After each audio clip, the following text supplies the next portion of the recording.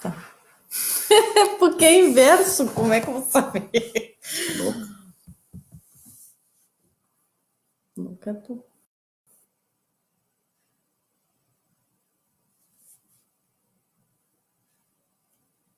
Deixa eu ver. Agora deu. Agora estamos ao vivo. Agora sim, pessoal, parece que está funcionando. Mudamos de computador e agora está certo. É.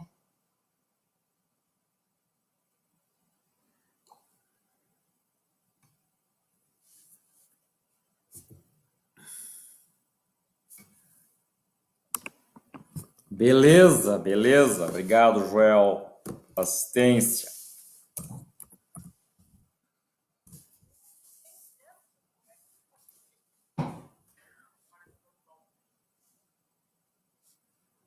Cinco pessoas assistindo. 5? Já deu 5, então podemos começar?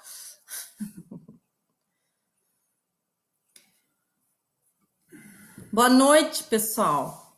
Bonsoir. Chega, eu vou publicar aqui que a gente vai cantar música. Final. O pessoal estava aguardando.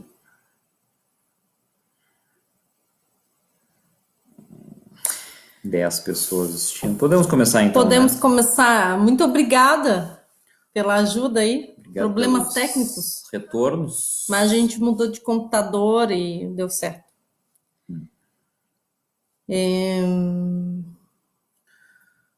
Então, boa noite para todo mundo. Somos os missionários Mateus e Mariana. Falamos aqui de Lyon, na França.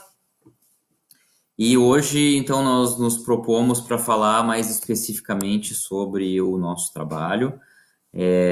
Não tanto sobre a situação da epidemia. Claro que se tiver pergunta também sobre isso a gente pode responder, mas a gente não quer que seja o foco. Chegaram algumas perguntas, né? Algumas perguntas inundando o nosso WhatsApp. E podemos tratar sobre elas, então. Perguntas muito boas. Então, só para contextualizar, nós chegamos aqui em Lyon em setembro de 2017 para começar um trabalho entre universitários e jovens profissionais com a Igreja Protestante Unida da França. Então, desde lá, então, nós estamos trabalhando aqui. E quando nós chegamos não tinha nada,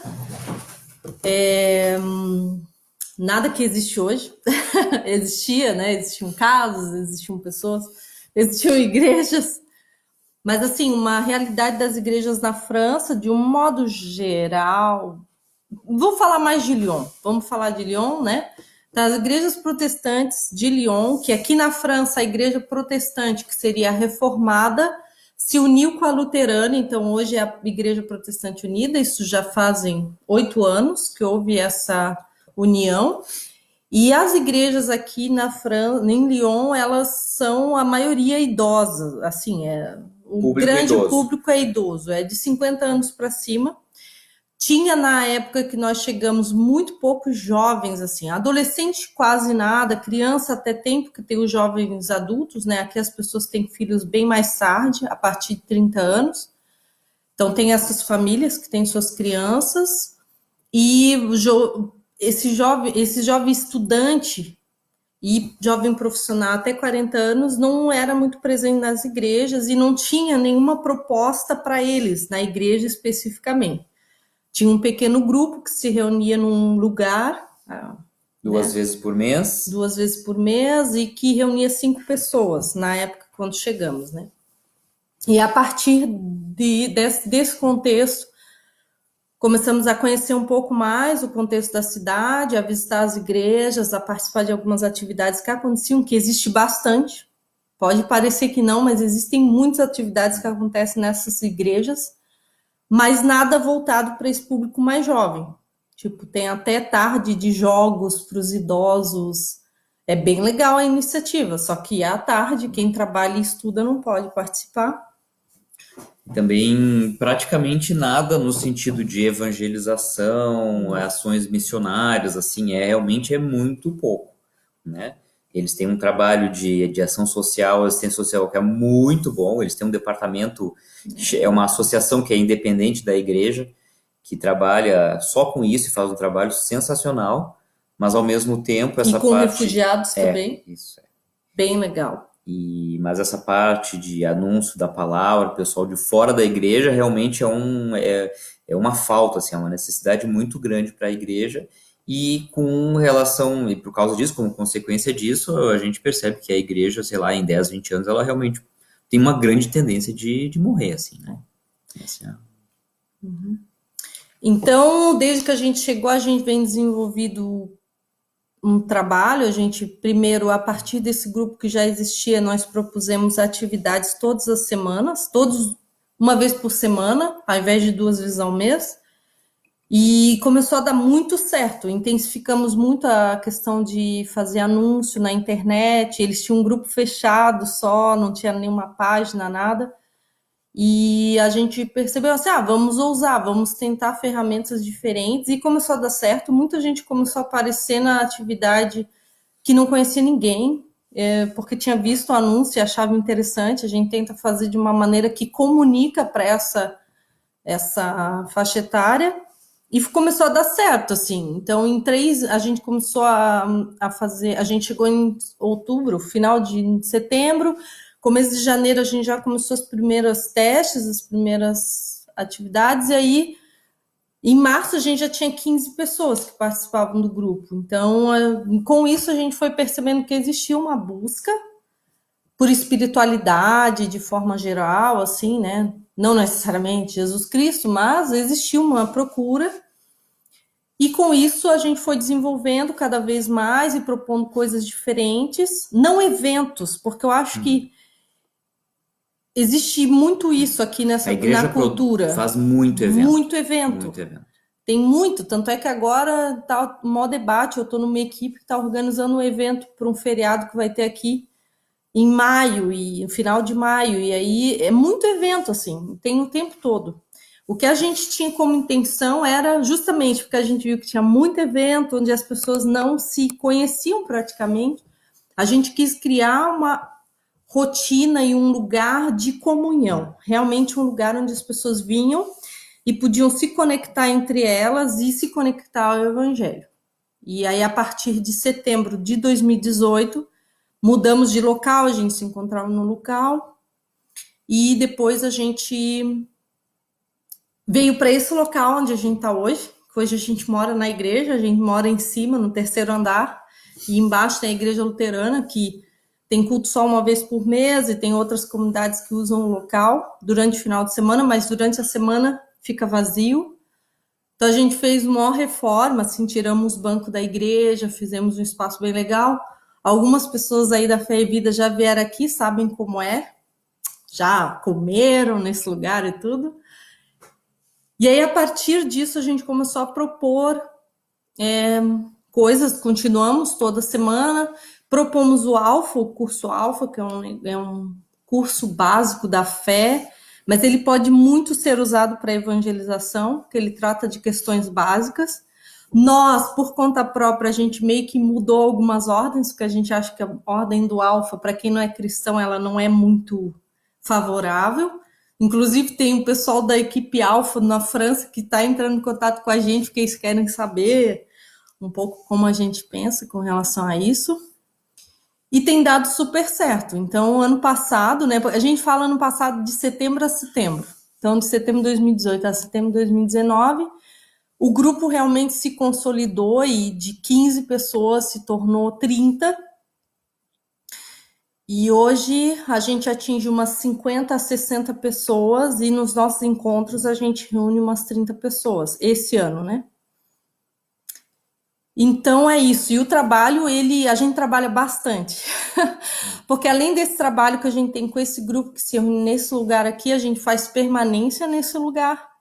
A gente abre a igreja algumas vezes por semana para receber pessoas que passam na rua e que se interessam pela arquitetura e entram para ver, para tirar foto, e a gente tem uma oportunidade de conversar com essas pessoas. A gente faz acompanhamento dessas para todo mundo. A gente se disponibiliza a ouvir as pessoas. E esse ano os acompanhamentos eles quadriplicaram ou mesmo mais. Assim, a gente faz uma média de 4 a 5 acompanhamentos por semana. Seja que as pessoas nos procuram propondo e querendo conversar, e isso é bem natural, é bem legal, assim, é bem natural. Ou seja, a gente propõe, pessoas que a gente percebe que está começando na fé, que estão em busca, a gente propõe, vamos ler a Bíblia junto, vamos fazer, mas é tudo muito light, tá? Porque a cultura francesa, ela tem as suas reservas com relação à religião. E a gente também tem um trabalho que a gente faz, não aqui nesse local, mas num lar estudante. Bom, quem lê os nossos informativos sabe que é um trabalho mais ecumênico, ligado com a Igreja Católica e com outras igrejas aqui em Lyon. E o trabalho ecumênico na França funciona super bem, é muito legal, porque as pessoas realmente estão unidas pelo Evangelho. Assim, o objetivo é que o Evangelho seja anunciado. E que é o que a gente chama hoje de Maison d'Unité, que seria Casa da Unidade, que é com pessoas de confissão de fé diferente, no caso, cristãs, e que a gente tem encontros, por exemplo, esses dias a gente teve online, porque não podíamos nos encontrar, com o pastor, o padre, da igreja anglicana. E foi muito legal, ele contou a história da igreja anglicana, contou como é que funciona, como é que eles veem Jesus, como é que eles veem a Trindade. É muito legal porque a gente descobre e a gente percebe que temos muitas coisas em comum. E não precisamos ter medo do que é diferente, né? E além disso, tem todo o trabalho que a gente faz dentro das paróquias, que são 7, 8. Em Lyon, que a gente às vezes é convidado, mesmo fora, a gente é convidado às vezes para conferências, às vezes a gente é convidado para falar sobre jovens, ou para fazer alguma coisa, ou para ajudar no culto. A gente faz os cultos com os jovens da missão também nas comunidades. A gente começou com 4 por ano, pro ano que vem a gente vai reduzir, porque a gente quer se envolver em outras coisas. E do nosso público, uma parte já vinha de alguma tradição, ou católica ou protestante, mas tem uma grande parte de pessoas que não vêm de realidade nenhuma de igreja, que estão descobrindo a fé. E isso é muito legal do nosso trabalho, porque eles aparecem aqui. É uma coisa que Deus manda essas pessoas. Seja por amizade, aí as pessoas, porque a gente tenta criar um ambiente bem neutro, para que eles não se apavorem do momento que ele chega e dizer, ai meu Deus, estou no meio dos crentes. Mas eles são muito bem acolhidos, a gente tem uma dinâmica de não julgar as pessoas. Às vezes a gente ouve bastante coisa, assim, muita besteira às vezes até, porque as pessoas acreditam em muitas coisas diferentes. Mas existe um ambiente de respeito e isso é muito legal. Isso faz com que os que já vêm de tradição cristã se sintam bem à vontade de questionar quando eles não entendem uma coisa da fé e de não ser julgado e de ninguém rir deles e dizer, ai meu Deus, você não entendeu isso ainda. E dá também a liberdade ao não cristão de colocar questões. E aí ali a gente vê oportunidades de evangelização e assim, a gente tem visto transformações de vida, assim, grandes. Então, já aconteceu o batismo, por exemplo, ano passado aconteceu um batismo de uma pessoa do grupo. Esse ano a gente está preparando mais um menino para, se tudo der certo, o batismo dele vai ser em maio. Tem um casal que vai se casar, que a gente também está acompanhando. E a gente está formando um grupo, formando no sentido de capacitá-los para que eles se engajem como líderes. Eles já fazem isso e tem sido muito legal trabalhar com esse grupo. Pessoas que... É muito legal ver o crescimento espiritual das pessoas, jovens que chegaram em Lyon, não participavam de igreja nenhuma e que hoje nos ligam. E aí, vamos em qual culto? Porque a gente acaba indo em cultos diferentes cada domingo, por causa das paróquias. a gente não congrega numa específica. Agora a gente tem ido mais perto aqui de casa, mas ao menos um domingo por mês a gente está em outra comunidade. E aí, às vezes, ele nos liga, e aí, vamos onde? Porque é uma parceria, o nosso projeto é uma parceria entre as comunidades aqui de Lyon. Então a gente tenta se repartir, assim. Isso às vezes é difícil para nós, mas... Então podemos talvez começar com algumas perguntas que nos foram enviadas. Uma delas nos pergunta: quais as maiores dificuldades enfrentadas por vocês na tarefa missionária em Lyon? É bem complexo, vou tentar não ser muito longo, né, na resposta, mas a primeira coisa é que é uma igreja que realmente não tem visão missionária. Isso, assim, é bem complicado você trabalhar nesse contexto, porque é uma igreja também que tem muita burocracia interna. Igreja Lyon, né? A instituição, né? Porque o país é muito burocrático. Tudo que é ligado ao governo, à lei, a tudo, assim, é muito Mais do que o burocrático. Brasil. Muito mais, assim, muito papel, muito de tu ir num lugar e tentar falar com uma pessoa e a pessoa dizer que tu precisa de uma outra coisa, aí tu vai lá falar com outra pessoa e aí ela diz que aquela coisa que tu precisa é aquela outra, é aquilo que o outro não quis te dar. Então, e a igreja meio que importou isso. Então, tem coisas que às vezes poderiam ser muito mais práticas e fáceis e demoram muito tempo para ser resolvido. Então, muitas vezes a gente gasta a nossa energia, o nosso tempo em reuniões, coisa que a gente poderia gastar estando em contato com as pessoas. Isso é uma coisa assim que é fato, né? Tu diria outra coisa? Não, acho que isso é o maior desafio. E também a igreja protestante na França, a gente tem que lembrar que a reforma protestante, a França foi um dos berços através do Calvino, né? O tempo que ele estava aqui na França, foi ele um dos iniciadores da igreja reformada na França, né? E a partir da reforma, a igreja protestante na França sofreu muita perseguição, a ponto de eles terem que se fazer culto no deserto. Eles falam que vão ter um período no deserto, lá que é na parte um pouco do sul aqui da França. Que é basicamente a mesma coisa que os discípulos fizeram lá no livro de Atos quando eram perseguidos. E por isso, com o passar do tempo, a igreja aprendeu, uma grande parte da igreja, a maior parte da igreja, cresceu aprendendo só a olhar para dentro. Porque a sobrevivência era sempre mais importante.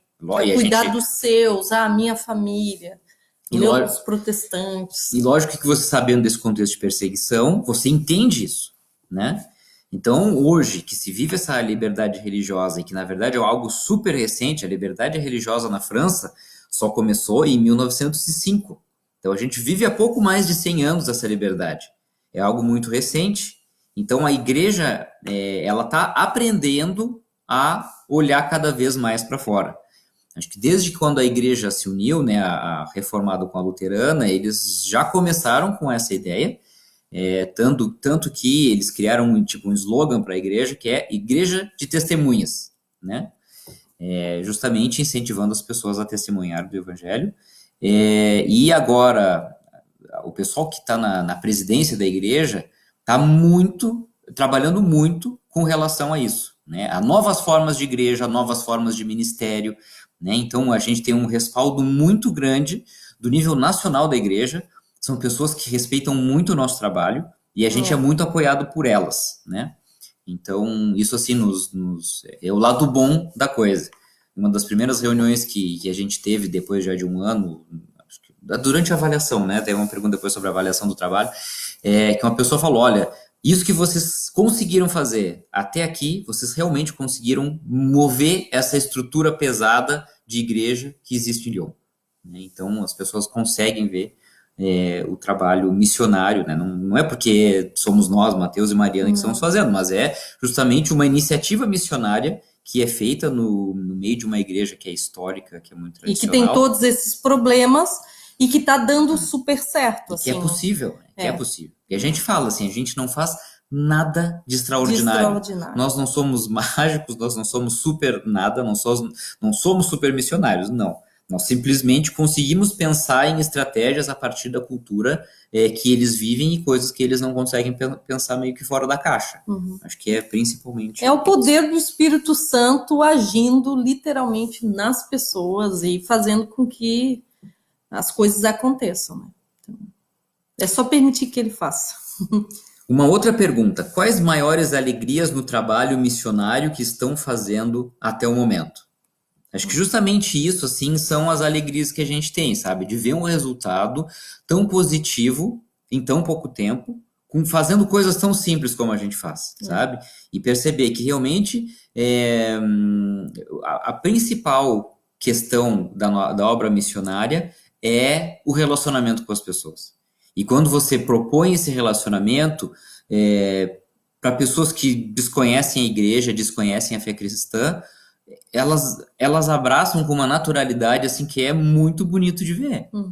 Então, isso é a grande alegria do nosso trabalho, sabe? De ver que coisas estão acontecendo através de ações que são bem simples, bem simples. Simples no sentido de que não existe uma fórmula mágica ou que a gente... temos que buscar uma solução para que isso funcione. Não, são coisas bem básicas, bem simples. Comer junto, rir junto. Para mim, uma alegria muito grande é quando as pessoas começam a se interessar verdadeiramente pela fé. Não é um negócio que a gente fica atrás das pessoas dizendo, vamos ler a Bíblia e tal. Tem que ir na igreja todo domingo. Tem que ir na igreja todo domingo. A gente conversa bem sutilmente. Vou dar um exemplo. A gente tem feito os nossos encontros online, a gente teve que dividir, porque a gente tem mais ou menos umas 30 pessoas que vêm assiduamente nos nossos encontros, então a gente propôs 3 horários de encontro com no máximo 10 pessoas, para que a gente pudesse ter um encontro realmente onde todo mundo pudesse falar e tal. E aí a gente fez um encontro que já estávamos preparados, porque em mês de março aqui na França, não sei se é no Brasil, mas aqui eles dizem que é o mês da Bíblia. Então as livrarias evangélicas, que não são muitas, tá? As livrarias cristãs fazem promoção, e aí vem sempre um folhetinho explicando por que tem tanta tradução, os tipos de tradução de Bíblia, é bem legal. E aí eles promovem algumas dinâmicas para fazer. Então a gente tinha preparado justamente para promover isso e para incentivar a galera a ler a Bíblia. Só que a gente não fica falando, galera, vamos ler a Bíblia. Não, porque a gente sabe que o povo francês, se a gente faz isso, ele vai dizer, tá querendo me dizer o que eu tenho que fazer. Quer me doutrinar. E aí, o que a gente fez? A gente fez uma dinâmica pegando os primeiros versículos de cada evangelho, incluindo Atos, e aí a gente leu em voz alta nos grupos, e aí perguntando, você lendo esses primeiros versículos, qual livro te interessaria mais a ler? Se você nunca leu. E aí cada um falou por que escolheria esse e tal. E aí depois a gente começou a aprofundar, e a gente explicou qual era o autor de cada livro, por que os livros foram escritos, explicando um pouco o contexto. E em todos os grupos, os 3 grupos, foi muito legal. Isso foi uma grande alegria, porque eles disseram, nossa, eu quero começar a ler.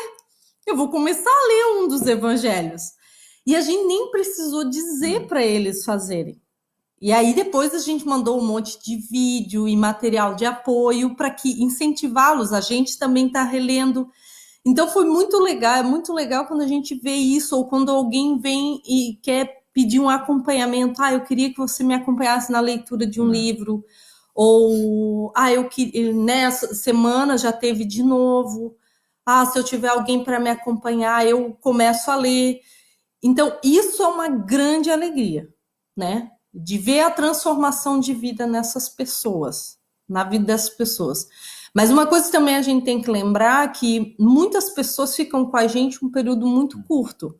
Às vezes elas passam 6 meses, às vezes 3 meses, às vezes 1 ano. Quando é 1 ano é super legal. Então... Isso porque o sistema de ensino na universidade aqui na França, ele é muito flexível, móvel, assim, né? Então, às vezes a pessoa vem para fazer um estágio muito curto, ou ela vai fazer só uma parte do estudo dela numa outra cidade, depois ela volta para onde ela fez a maior parte. Então, isso pode acontecer, né? E aí, justamente por isso que a gente não trabalha só com estudantes universitários, porque não tem como você criar uma base pensando a longo prazo, né? Você tem que ter um grupo que tenha raiz mais fixa aqui na cidade, né? Igual teve uma menina essa semana que eu falei por telefone para encurtar bem a história, e e ela vinha nunca tinha tido contato com a fé. Ela já tinha tido contato com a fé cristã, mas ela era envolvida com N e outras coisas. E aí a gente falando por telefone, porque ela me liga toda semana. Essa é uma pessoa que a gente acompanha regularmente. E ela me disse: Meu Deus, eu tive que vir para a França para conhecer o Evangelho. E aí ela pediu essa semana sugestão de vídeos e séries e filmes cristãos para que ela pudesse ver durante o período do confinamento. Então, isso é uma grande alegria. Não tem, não descreve, nada descreve isso, assim, de você ouvir isso, puxa, eu tive que vir para a França para ouvir o Evangelho, aí a gente vê o quanto é importante o trabalho que a gente tem feito aqui. O nosso querido compadre Jackson fez uma pergunta. Ele falou da questão da avaliação do trabalho. A gente falou um pouco quando a gente esteve aí na Fé e Vida em julho do ano passado. Na verdade foi assim, nós viemos para Lyon como uma experiência, era uma experiência para todos, né? A parceria com a Missão Zero, com a Missão da Noruega, para nós como missionários e para a Igreja da França. Então, nós viemos para um período certo de 3 anos, então de 2017 a 2020, e no final do segundo ano, né, o ano letivo, estava prevista uma avaliação com todos, representantes de todos os parceiros, né, da Missão Zero do Brasil, da Noruega e aqui da França, e nós, né, logicamente, para decidir se nós estenderíamos para os 2 anos suplementares, como também já estava previsto para o início, e isso foi decidido que sim, né? Então, está previsto até 2022 nós ficarmos aqui. O que mudou na prática é que durante essa avaliação, uma coisa que foi proposta pela Missão Zero e a Missão da Noruega topou, foi de que durante o último ano, então lá por 2022, nós tenhamos a companhia da pessoa que possivelmente vai nos substituir. A pessoa que vai nos substituir, no caso.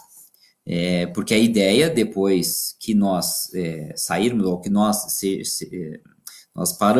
paremos de ser os missionários responsáveis por o trabalho com os estudantes aqui em Lyon, uma pessoa vai nos substituir e a parceria entre a Missão Zero e a Missão da Noruega vai acabar com a Igreja da França. Então, a Igreja da França vai ser responsável 100% pelo trabalho.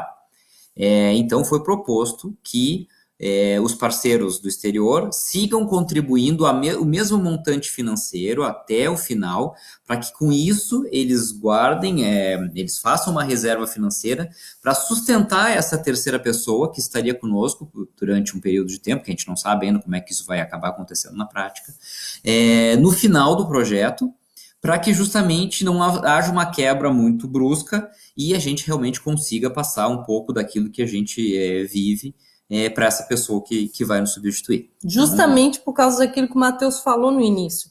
É uma igreja que hoje tem 5 projetos que eles chamam de missionários, nem todos são verdadeiramente missionários, o que é diferente, às vezes eles chamam de missionário, mas às vezes é para os que estão dentro da igreja.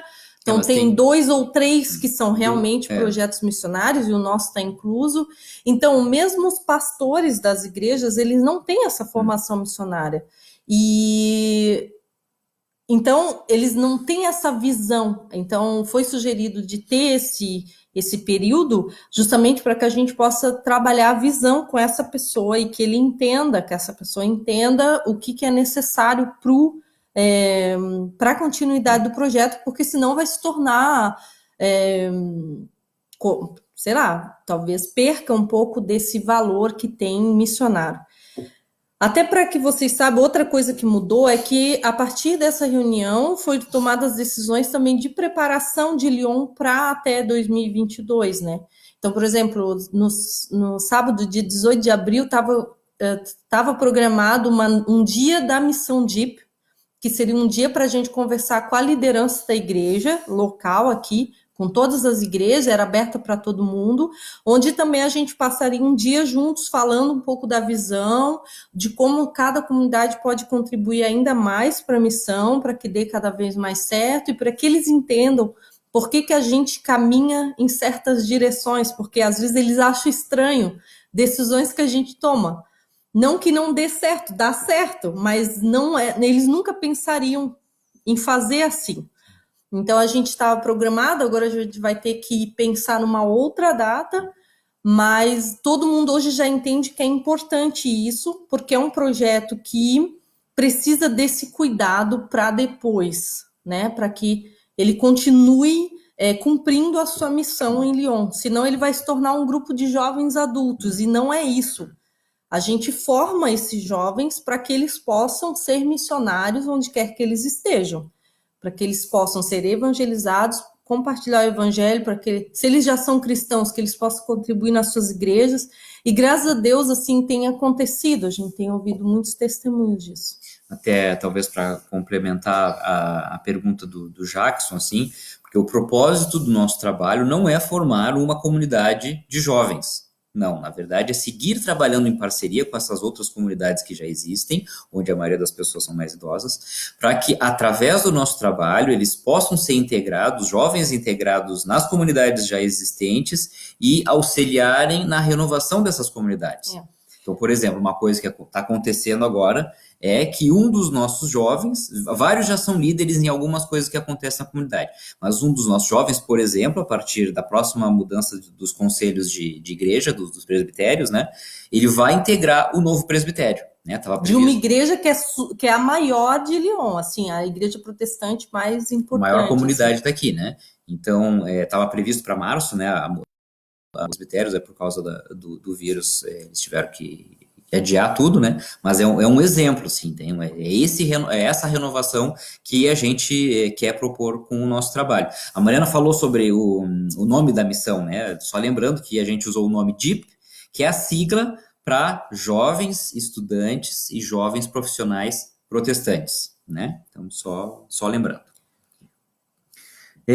Uma próxima pergunta. Temos aqui, aí podemos botar isso aqui no final. Acho que foi uma mesma pergunta que foi colocada para o Júnior e para a Patrícia ontem.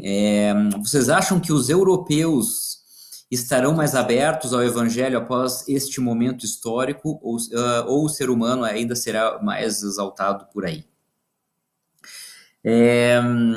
Acho que os franceses, assim, o que a gente percebe, até por causa também daquela parte que eu falei da guerra, da perseguição da igreja, na verdade houve muita guerra de religião, né? Então tem muita gente que tem muito problema com a igreja hoje, que vê muito problema na igreja por causa disso, né? Dos problemas que a igreja causou ao longo da história, e não gosta de igreja. Mas não significa que essas pessoas não estão abertas à espiritualidade. Isso é uma coisa que a gente tem descoberto e tem visto.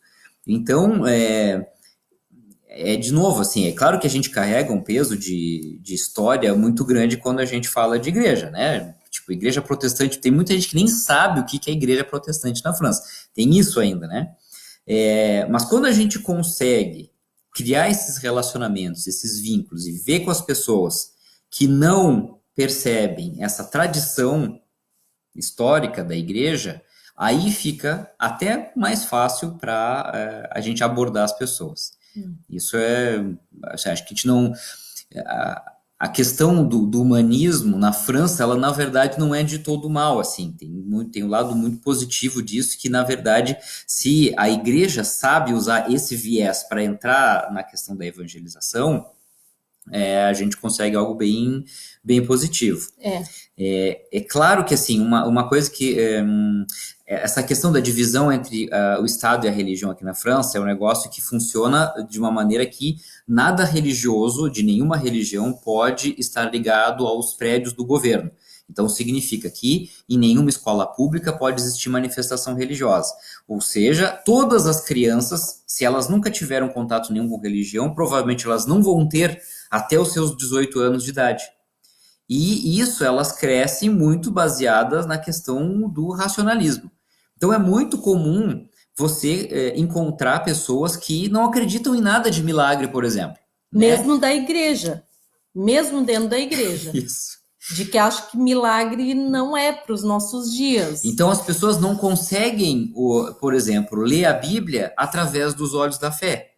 E fazer esse raciocinar de uma maneira que aquilo que está escrito na Bíblia não foi escrito na nossa época através do conhecimento que a gente tem hoje, mas a leitura que eles fazem é como se fosse. E aí isso é muito complicado, né? Então, por exemplo, lembro de uma coisa, quando a gente ainda estava no nosso período de estágio, lá em Nantes, uma vez a gente estava com um grupo de adolescentes, e eu não sei porque que a gente entrou na discussão com relação à criação, lá do texto de Gênesis, né? Porque para eles aqui é o tal do Big Bang e beleza. Mas, tipo, acho que a fé cristã não nega nada disso. A questão é justamente a gente estar aberto ou ter uma consciência que, sim, Deus pode ter criado, ter usado uma explosão cósmica através de uma coisa que a gente chama hoje de Big Bang, ou que ele é suficientemente poderoso para ter criado as coisas em 7 dias.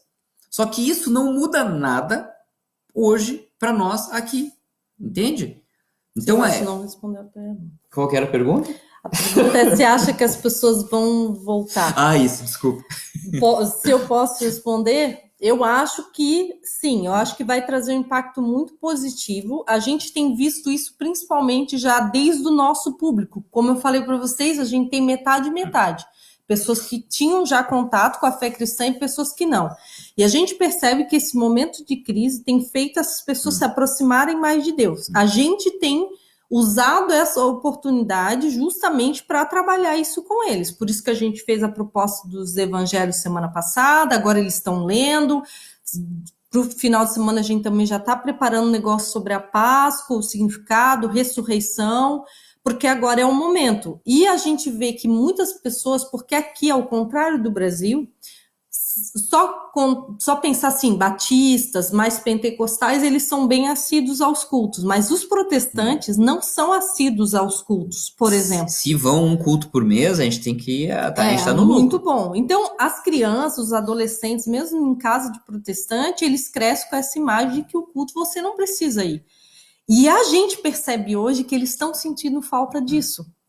E, então, de valorizar essa possibilidade de viver a liberdade e de poder se encontrar toda semana. Isso. Né? Eu acho que nisso, assim, eu acredito que a gente vai ter uma resposta muito positiva depois. Agora, a gente acabou de publicar, antes de entrar na live, os horários dos nossos encontros, e eles têm que botar o nome, é livre, eles podem escolher o horário que eles quiserem.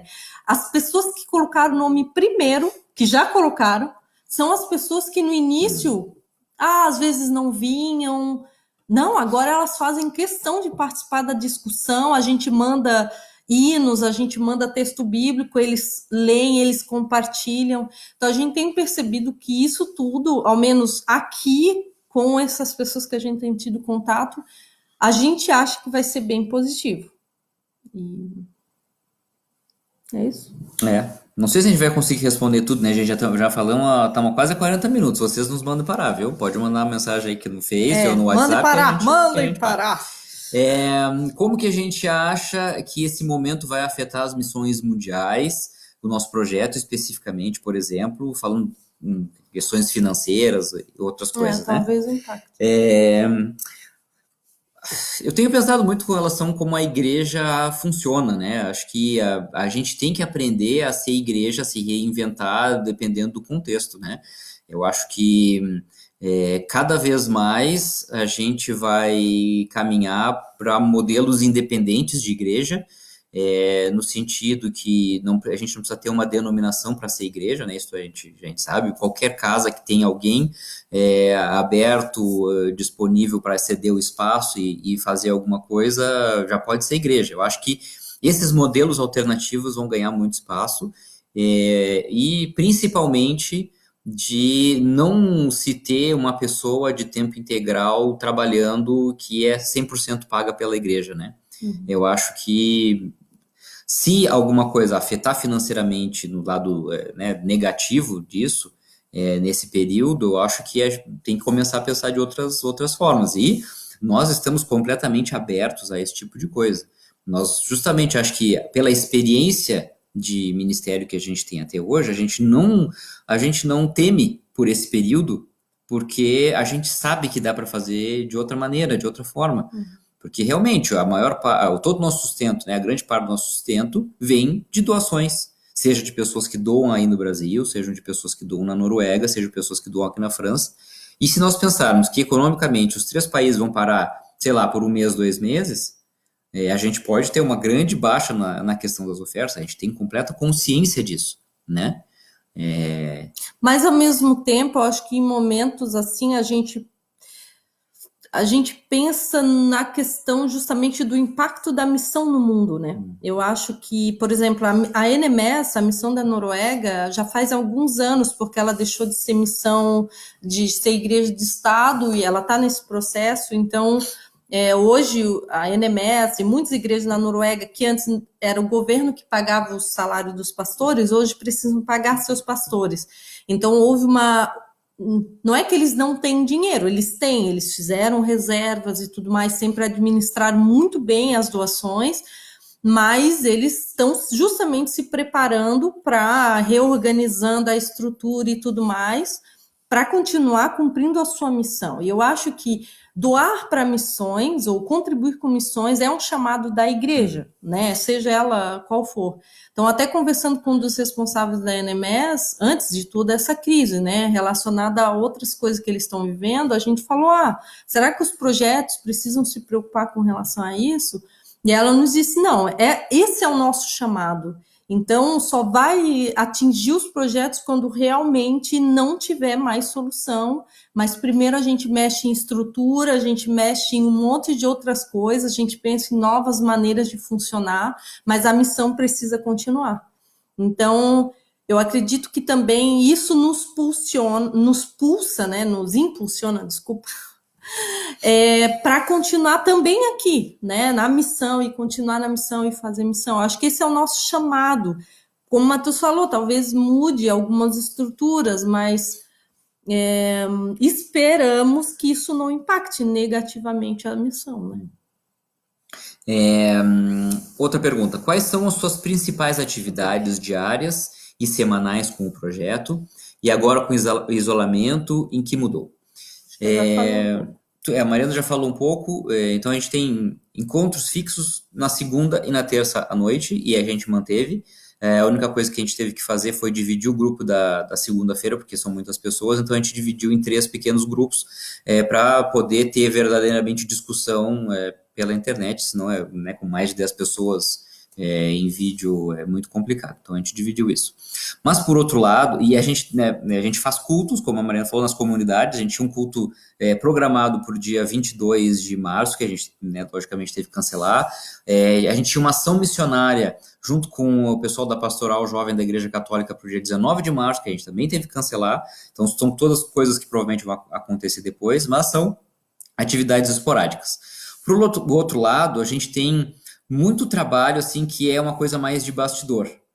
Como a gente está em contato com essas 3 organizações, né, do Brasil, da Noruega e da França, então a gente faz muita coisa da comunicação entre as organizações. A gente agora está tentando dar um gás, porque a gente quer traduzir para as 3 línguas, português, francês e inglês, todos os nossos relatórios, esses informativos que vocês recebem aí, para que a gente tenha aqui como registro, né, das nossas atividades do trabalho, para compartilhar com o nosso comitê de pilotagem do projeto. A Mariana lida com uma parte das finanças, que é ligada às 3 organizações também. Então tem todo esse trabalho assim que a gente faz, né, meio que de escritório, que isso não parou, né? A gente segue trabalhando todo dia, muito e-mail, a gente recebe muita coisa que a gente organiza, seja com o grupo de comunidades aqui de Lyon, seja com uma comunidade específica. Então, às vezes a gente faz um evento com alguma ou com outra igreja. Então, tem todo esse lado, assim, que, claro, né, os encontros presenciais não aconteceram, mas como a Mariana falou antes, as reuniões não têm deixado de acontecer, né? Então, A gente tem bastante trabalho, bastante encontro para organizar e fazer parcerias, e a gente investe muito nosso tempo no acompanhamento e na capacitação desses jovens, e que tem dado um resultado muito bom, assim. Tem jovens que a gente acompanhou, sei lá, por 6 meses, e que agora estão junto com a gente também nos ajudando. E tem os voluntários também, brasileiros que voltaram, e que a gente tem uma grande parcela do nosso tempo que a gente dedica para eles, de formação, de acompanhamento. Então, agora, 2019, 2020, foi o segundo ano que nós recebemos estagiários através dessa parceria também com o Movimento Encontrão e a Noruega. Então, 2 brasileiros estavam conosco aqui até 2 semanas atrás, também tiveram que voltar para o Brasil por causa do problema do vírus, que nos ajudam em parte dessas atividades, porque realmente é muita coisa. Então, um deles, principalmente, está nos ajudando com a parte de comunicação visual, né? Então, ele tem todo esse contato através da internet, que a gente é praticamente semanal, então, assim, uma grande parte do nosso trabalho, vocês podem ter visto nas nossas redes sociais, aí a gente tem mantido uma presença, assim, para realmente, porque pessoas chegam até nós através da internet. Isso é impressionante. Esse ano, pelo menos 2 pessoas que a gente não conhecia, que não conhecia ninguém do nosso grupo, chegaram porque viram as nossas coisas na internet. E acharam legal, acharam bonito, criativo, e vieram ver o que acontecia. E aí o outro menino está nos ajudando com essa parte da tradução dos documentos que a gente está fazendo agora e dando um gás. Né? Então tem todo esse trabalho de escritório que a gente não parou, ainda tem. Se a gente ficar mais um mês confinado, a gente vai ter trabalho para mais um mês. Para acabar, tem essa aqui que a gente poderia responder. Né? Então, o que vocês tiram de aprendizado pessoal, ou como casal, do trabalho até aqui realizado? Vai, chefe. Às vezes é difícil trabalhar junto quando a gente é casal. Eu acho que o mais difícil é equilibrar a questão do tempo e saber separar bem as coisas, porque a gente trabalha junto, nossos dias são bem intensos, são longos, às vezes a gente trabalha 12 horas ou mais por dia, e às vezes a gente tenta tirar um tempo, agora fica difícil, antes a gente, ao menos uma vez por semana, a gente saía para comer num restaurante, para espairecer e ver coisas diferentes e falar de outras coisas. Mas a gente até na quarentena, por exemplo, agora está sendo bem tranquilo, bem normal. A gente tem tido tempo de conversar de coisas que são legais e que não estão correndo atrás da gente, assim, do trabalho junto. Muitas coisas. A gente é diferente um do outro, eu acho que complementa bastante. A gente tem coisas que eu faço e me dedico mais, e tem coisas que o Matheus faz. Por exemplo, sem o Matheus na área da comunicação, a gente não faria nada. Então, eu acho que essa complementariedade, ela acontece. Né? Eu acho que no nosso caso, assim, acho que foi muito bom a gente ter essa experiência trabalhando fora da igreja, né? Então, desde antes de ir para o seminário, nós 2 já tínhamos uma experiência profissional, seguimos com isso durante o tempo de seminário, e acho que a gente usa muito tudo isso, toda essa experiência na missão, né? E é bem interessante, assim, quando o pessoal chega para trabalhar aqui conosco, né, os voluntários brasileiros, que você trabalhando numa igreja que já é estabelecida, você tem um ritmo, é uma outra coisa. Já existe tudo estabelecido, culto todo domingo e tal. Aqui não, aqui a gente está sempre tentando coisa diferente e tem coisas diferentes, né? Então, acho que nesse sentido, assim, essa é uma experiência bem diferente, bem desafiadora, claro, né? Acho que para mim também o que fica de aprendizado é com relação a principalmente a vivência do evangelho, que realmente pode ser muito diferente de um contexto para outro, sem necessariamente deixar de ser bíblico. Acho que muitas vezes no Brasil a gente tem esse medo, assim, de que se a pessoa ela não segue o padrão, ela tá fora, né? E a gente já olha meio atravessado, já diz, o cara nem é crente. E aí no Brasil a gente, né, tem essa facilidade de excluir as pessoas. Eu acho que isso que tem nos ensinado muito aqui é que mesmo se a pessoa não faça a mesma leitura que eu faço do Evangelho, não significa que ela é menos do que eu. Ou né? de algumas questões teológicas. Ela compreende diferente da gente, né? Acho que isso realmente um aprendizado pessoal muito, muito grande. E o que eu tenho aprendido com os franceses é que eles têm uma fé muito prática. Não tão teológica, mas quando é para ajudar as pessoas, quando é... Assim, é impressionante. Isso é uma coisa que me impressiona às vezes neles. Eles são bem relacionais, de ajudar. A gente, igual a gente fala, talvez a gente escreva isso no último relatório, mas a gente lida com bastante refugiado que às vezes entra na porta, gente. Esses dias entrou um senhor, e aí que ele vem, às vezes, na permanência, e aí comeu com a gente, e os jovens acolheram super bem, ninguém nem perguntou, ninguém nem perguntou quem era essa pessoa que estava ali, que estava mal vestida e talvez não estava cheirando bem, e todo mundo acolheu na mesa, a gente tem um termo de discussão, a gente propõe uma discussão quando a gente janta, né? E ele participou, e enfim, eu acho muito bonito isso, sabe, da maneira como como eles acolhem as pessoas. Não sei se vocês têm mais perguntas, gente. Se chega alguma coisa rapidinho aí, a gente ainda pode responder. Tem que fazer senão duas partes, né?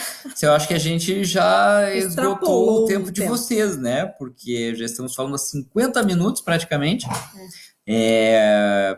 A gente poderia seguir falando mais 1 hora, não, mas já tá ficando tarde aqui para nós, é quase 9h30, né? Então, mantemos o contato ainda aí, né? Desejamos um bom final de semana para vocês, que Deus abençoe. A gente ia cantar. Mas já deu bastante tempo, né? Cantamos na próxima vez. Isso, cantamos na próxima Talvez vez. a gente poderia orar. Podemos orar. Uma curta oração. Pode ser? Tu ora. Eu oro. Então tá. Eu oro. Decidiu. Senhor Jesus, a gente te agradece por essa comunidade que a gente sente que nos ama tanto, que é a Fé e Vida, Senhor. Muito obrigado porque eles seguem investindo na tua missão, não só em Passo Fundo, mas muito além. E se nós estamos aqui hoje é por causa do incentivo, do apoio das orações deles. Nós oramos por essas pessoas, nós oramos pela saúde deles durante esse tempo de epidemia, Senhor. Por essas pessoas que têm aparecido doentes nesses últimos dias aí que nós temos acompanhado através da internet. E oramos a Ti por tudo isso que tem acontecido, pela incerteza do futuro, principalmente, que também Tu nos ensines a viver nessa incerteza do lado humano, mas ao mesmo tempo na certeza de que nós confiamos no Deus que é todo-poderoso e que quer nos ensinar alguma coisa com tudo isso, Senhor. Oramos para que Tu ainda guardes o maior número de vida possível, Senhor. Oramos por esses países que têm sido cada vez mais afetados nos últimos dias e para que Tu protejas os nossos queridos aí no Brasil, Senhor. Em nome de Jesus, nós te pedimos, Pai. Amém. Amém. Muito obrigado, queridos. Qualquer coisa, é só nos chamar no WhatsApp. Estamos lá para também seguir falando com vocês se tiverem mais perguntas, tá bom? Bom final de semana para vocês também. Obrigado pela oportunidade. Isso aí. Tá? Semana que vem reflitam sobre a semana que antecede a Páscoa. Acho que é uma data muito importante para nós cristãos e acho que esse ano vai ter um significado diferente para todo mundo. Então que Deus abençoe vocês e até a próxima. Tchau.